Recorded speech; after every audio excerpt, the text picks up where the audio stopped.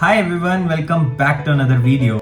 My name is Rohit Ahuja and I have cleared many banking exams throughout my journey. अब आज की video से हम अपनी मेंस की सीरीज को कंटिन्यू कर रहे हैं जिसमें हम सब्जेक्ट वाइज डिस्कस करेंगे कि हर सब्जेक्ट के लिए कैसे कैसे प्रिपेयर करना चाहिए।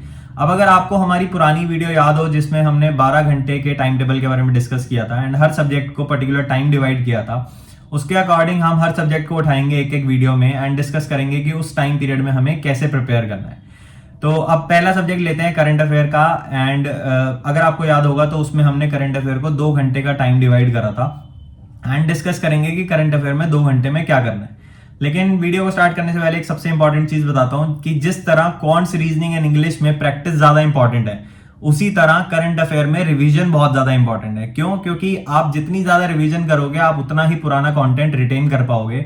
लेकिन अगर आप रिवीजन नहीं करते तो आप धीरे धीरे पुराना कंटेंट भूलते चले जाओगे एंड आप नया याद करते चले जाओगे, जिसका कोई फायदा नहीं है। क्योंकि जब तक पुराना कंटेंट आपको याद नहीं रहेगा तो आप कैसे आंसर्स कर पाओगे। ठीक है, तो अब डिस्कस करते हैं कि 2 घंटे के पूरे टाइम टेबल में पूरे दिन में हमें करंट अफेयर में क्या पढ़ना है। सबसे पहले आप जिस भी टीचर से, जिस भी सोर्स से पढ़ रहे हो उस सोर्स से पढ़ते रहो, क्योंकि करंट अफेयर ऐसा नहीं है कि कोई टीचर अपना कंटेंट लेकर आता है। करंट अफेयर में आपको डेली करंट अफेयर ही मिलेगा जो न्यूज होती है करंट की, and her teacher almost similar news cover करता है। ठीक है, तो आप जिस भी टीचर से पढ़ रहे हो पढ़ते रहो एंड आपको क्या करना है कि आपको उसकी डेली पीडीएफ उठानी है एक दिन वाली एंड उसको रीड करना है, सेल्फ रीड करना है। अगर आप क्लासेस देख रहे हो एंड आपको ये लग रहा है कि क्लासेस बहुत ज्यादा लेंदी हो रही हैं या फिर टाइम कंज्यूमिंग ज्यादा है आपके लिए या एग्जॉस्टिव है, तो आप क्या कर सकते हो कि उसके डेली की पीडीएफ उठा के रीड कर सकते हो। इससे क्या होगा कि आप ज्यादा फोकस के साथ पढ़ पाओगे। क्योंकि जब आप क्लासेस देखते हो ना तो आपका माइंड कहीं ना कहीं डाइवर्ट हो जाता है एंड आप सिर्फ सुन रहे होते हो। कई बार थोड़ी देर बाद रियलाइज होता है कि सिर्फ हमने सुना है,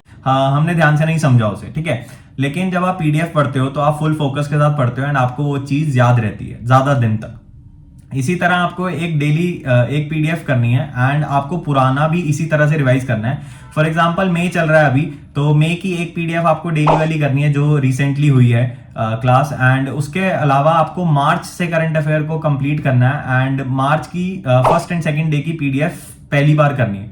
इसके बाद जब आप सेकंड डे मई का करोगे तो आपको 3rd and 4th of March की पीडीएफ को रीड करना है एंड ऐसे करते करते एक दिन मई का और 2 दिन मार्च के जब आप कवर करोगे तो आप पुराना अच्छे से रिवाइज करते हुए चलोगे।